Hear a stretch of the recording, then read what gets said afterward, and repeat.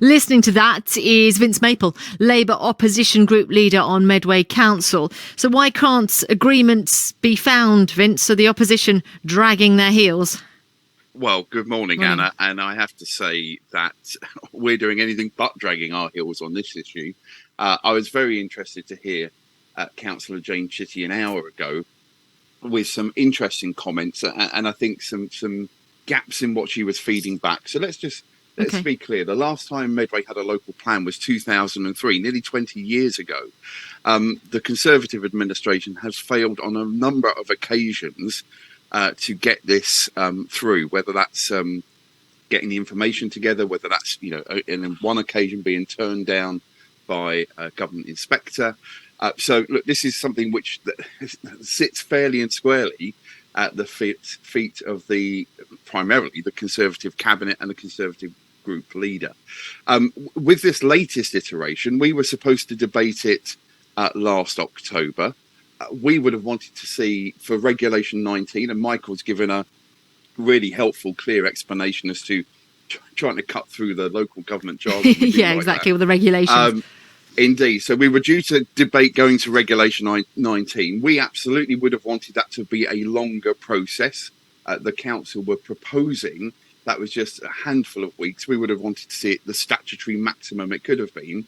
But before we were even able to debate it, the report was withdrawn. So we've never had an opportunity to vote on going to Regulation 19. At that meeting as well, Councillor Jane Chitty made the offer around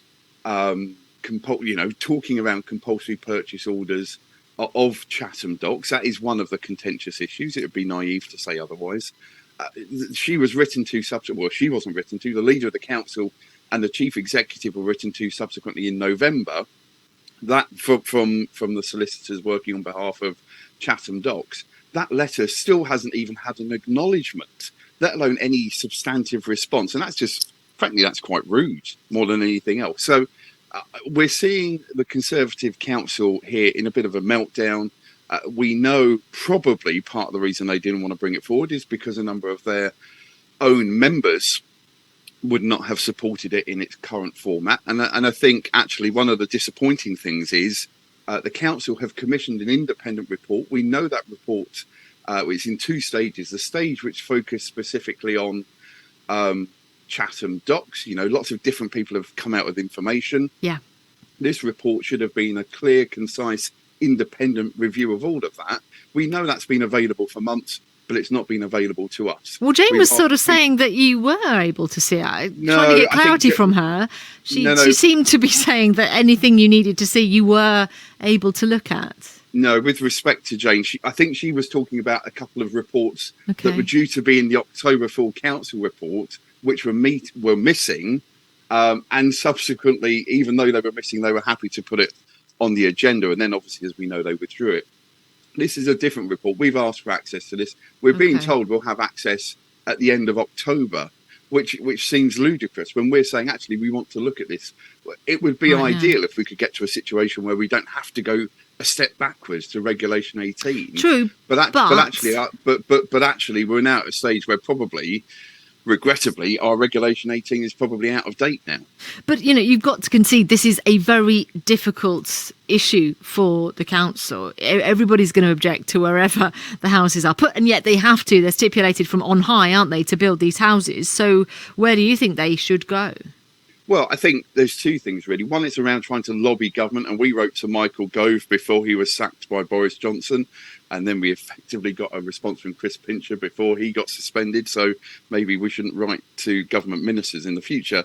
But actually saying, they themselves have said they want to take the heat out of the southeast when it comes to the pressures on our community, both here in Medway, across the county and across the region.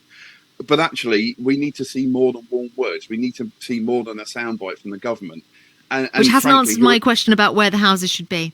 Well, we've got, again, without getting into technical detail, there is a report called the Cllr report, which is effectively part of Regulation 18, where you go out and say, who's willing to put their land forward, who's looking to develop. That is a pretty critical document. And actually, I would be driven by that more than anything else, because I think you need to listen to technical experts. I know some people are not fans of listening to experts, but I think as an elected representative, you have a duty to. And actually, we are now at a point where, say, that report, regrettably, probably is now out of date. I think that's the latest advice the council have had.